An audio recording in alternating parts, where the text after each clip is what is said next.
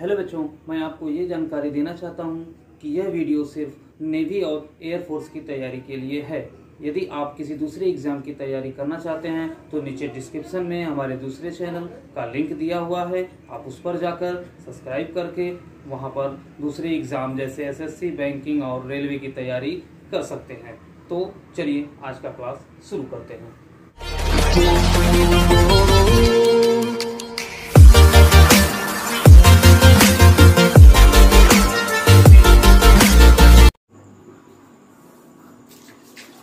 Hello students, आपका एक बार फिर से स्वागत है आपके अपने यूट्यूब चैनल पर।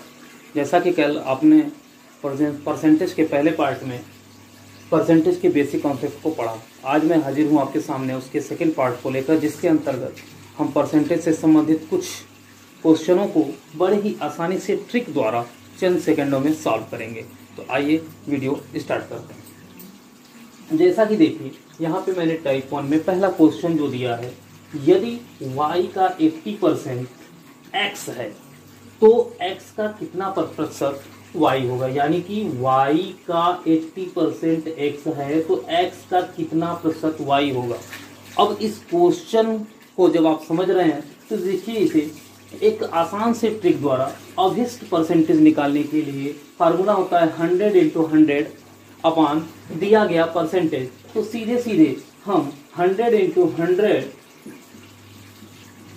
अपान दिया गया परसेंटेज कितना है 80% हम यहाँ पे लिख लेते हैं। अब इसके बाद आप सीधे सीधे इसे सही ढंग से अगर आप काटना चाहें तो काट सकते हैं। 20 चौक को 80 और 20 पचे 100, और यहाँ पे हम देख रहे हैं कि 4 से ये भी कट जाएगा, 4 दूना 8 और 4 पचे 20, सीधे सीधे 25 पचे 125%। यानी कि यदि y का 80% x है तो x का कितना प्रतिशत y होगा, तो x का कितना प्रतिशत y होगा, तो वो 125% होगा।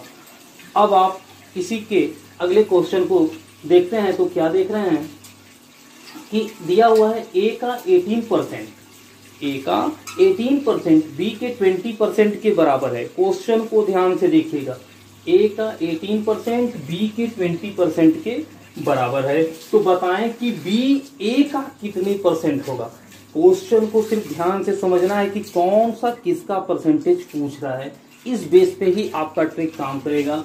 a का 18% b के 20% के बराबर है, तो बताएं कि b a का कितने परसेंट होगा। यहाँ पर b और a में कॉम्बिनेशन पूछ रहा है, तो इसके लिए देखिए दो ट्रिक होती है। यदि a का x% b का y% हो तो a upon b equal to होता है y अपान x इंटू 100, या b upon a equal to होता है x अपान y इंटू 100। इसका मतलब ये हुआ कि अगर b पूछ रहा है कि b a का कितने परसेंट है, तो b a का कितने परसेंट है, तो हम सेकेंड ट्रिक का इस्तेमाल करेंगे। और यही अगर पूछता a b का कितने परसेंट है, तो हम फर्स्ट ट्रिक का इस्तेमाल करेंगे। तो यहाँ पे हम देख रहे हैं कि पूछ रहा है कि b a का कितने परसेंट होगा, तो सीधे सीधे b a का कितने परसेंट होगा, तो b upon a equal to x upon y, जैसे कि यहाँ पे दिया हुआ है।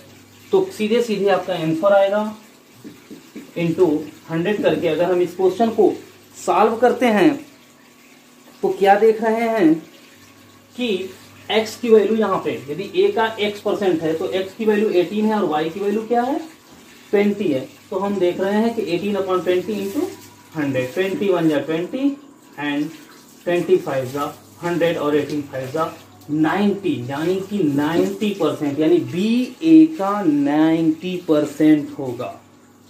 आई बात समझ में। अब हम इसी के अगले क्वेश्चन में आप कहेंगे कि ये तो अभी एक का दिया है, ये एक अलग ट्रिक है, तो हर क्वेश्चन के लिए एक अलग ट्रिक है।